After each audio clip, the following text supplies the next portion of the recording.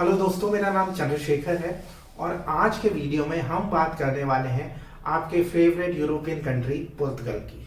तो अगर आप पुर्तगाल में पढ़ने का प्लान बना रहे हैं तो आप इस वीडियो को ध्यान से देखना, क्योंकि मैं आपको बताने वाला हूं पुर्तगाल की यूनिवर्सिटीज के बारे में, फीस के बारे में, वीजा प्रोसेस के बारे में। मैं ये भी बताने वाला हूं कि जब आप पुर्तगाल में पढ़ रहे हो तो आप कितने घंटे काम कर सकते हैं पर वीक, और आप पढ़ाई के बाद कितने टाइम के पोस्ट स्टडी वर्क परमिट के लिए एलिजिबल होते हैं। और लास्ट में मैं आपको बताऊंगा पुर्तगाल के इमिग्रेशन प्रोसेस और पीआर प्रोसेस के बारे में। इससे पहले हम आगे बढ़े, मैं आपसे रिक्वेस्ट करूंगा कि आप हमारे यूट्यूब चैनल को सब्सक्राइब कर लीजिए, क्योंकि मैं ऐसी यूजफुल जानकारी आपके साथ शेयर करता रहता हूँ। अब जहां तक बात पुर्तगाल की है, पुर्तगाल यूरोप का बहुत ही खूबसूरत देश है।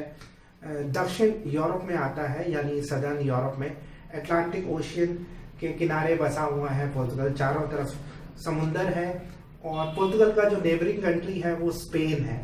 और पुर्तगाल एक टाइम में बहुत ही पावरफुल कंट्रीज में था। पुर्तगाल ने दुनिया के काफी कंट्रीज में रूल किया। इनफैक्ट इंडिया में गोवा एक पुर्तगीज कॉलोनी रहा काफी समय तक। इंडिया 1947 में आजाद हो गया था, लेकिन पुर्तगाल ने गोवा को मतलब छोड़ा 1961 में। इनफैक्ट इंडिया ने लिबरेट करवाया था गोवा को पुर्तगाल से 1961 में। अब पुर्तगाल में कुछ दुनिया की टॉप यूनिवर्सिटीज हैं जो टाइम्स या क्यूएस रैंकिंग में टॉप 1000 में आती हैं। मैं उनके नाम बता दूं, जो 4 यूनिवर्सिटीज हैं। एक तो है Catholic University of Portugal, Nova University of Lisbon, University of Porto, University of Lisbon of Aveiro. ये यूनिवर्सिटी जो है ये मेन यूनिवर्सिटी है। उसके अलावा कुछ एक प्राइवेट यूनिवर्सिटीज हैं, फॉर एग्जांपल यूनिवर्सिटी ऑफ लुसोफोना। और यूनिवर्सिटी ऑफ लुसोफोना इसीलिए भी पॉपुलर हो रही है क्योंकि ये कुछ लैंग्वेज कोर्सेज ऑफर करती है। और यहाँ पे बेसिकली एक चीज है कि आपको लैंग्वेज कोर्स में एडमिशन मिल जाता है, उसके बाद आप अपनी पढ़ाई जारी कर सकते हैं। तो जनरली जो बैचलर्स डिग्री है वो पुर्तगाल की ज्यादातर यूनिवर्सिटीज में पुर्तगीज लैंग्वेज में है। अब कुछ एक जो प्रोग्राम्स है वो इंग्लिश में भी है, लेकिन मास्टर्स लेवल पे और पीएचडी प्रोग्राम बहुत सारे हैं जो अंग्रेजी में अवेलेबल हैं। इनफैक्ट अगर आप पीएचडी के लिए जाते हैं तो बहुत सारी स्कॉलरशिप्स भी अवेलेबल हैं। अब अगर हम ट्यूशन फी की बात करें तो ट्यूशन फी शुरू होती है तकरीबन 1300-1400 यूरो से, और वो 4-5 हजार यूरो तक जा सकती है बैचलर्स या मास्टर्स के लिए। अगेन ये वेरी करेगी depending from course to course. अगर हम पीएचडी फीस की बात करें तो तकरीबन 2 से 4000 यूरो के बीच में फीस है।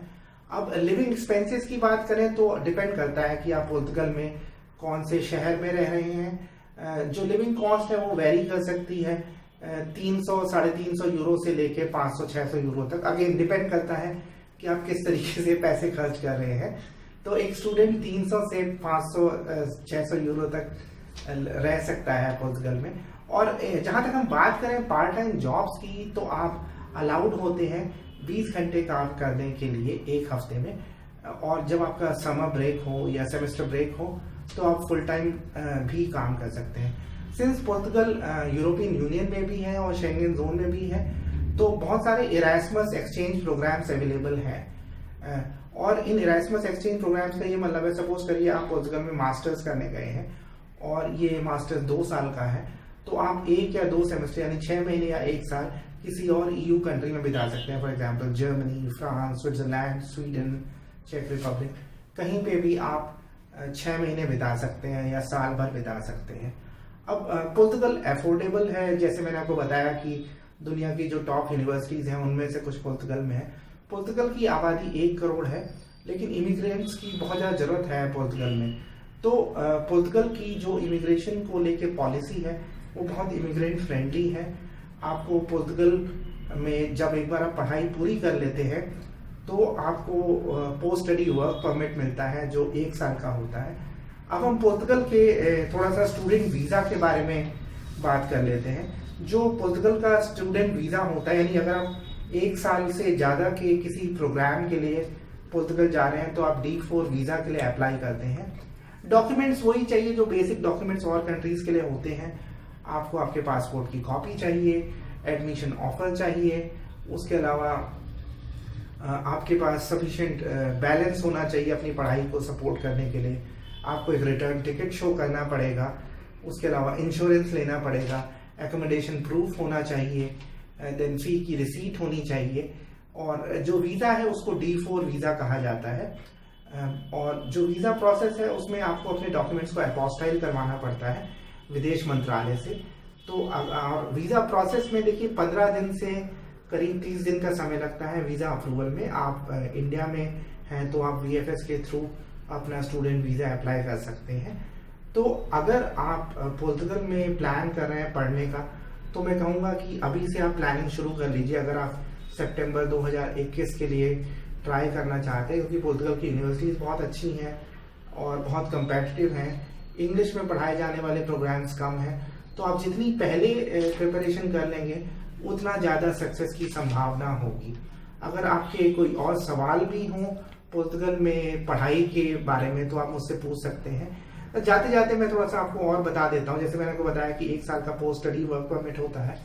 पुर्तगाल में PR के लिए आप 5 साल के बाद अप्लाई कर सकते हैं, और एक बार आपको PR मिल जाता है तो PR मिलने के 6 महीने के बाद आप पुर्तगीज नेशनैलिटी के लिए अप्लाई कर सकते हैं। नेशनैलिटी और पासपोर्ट के लिए आप अप्लाई कर सकते हैं।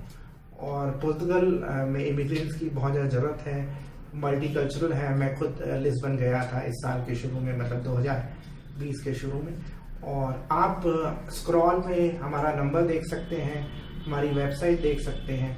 तो अगर आपके कोई और सवाल हो तो आप प्लीज़ ज़रूर पूछिएगा। और मैं ज़्यादा से ज़्यादा आपसे फिर रिक्वेस्ट करूँगा कि आप हमारा YouTube चैनल ज़रूर सब्सक्राइब करना। वीडियो देखने के लिए धन्यवाद।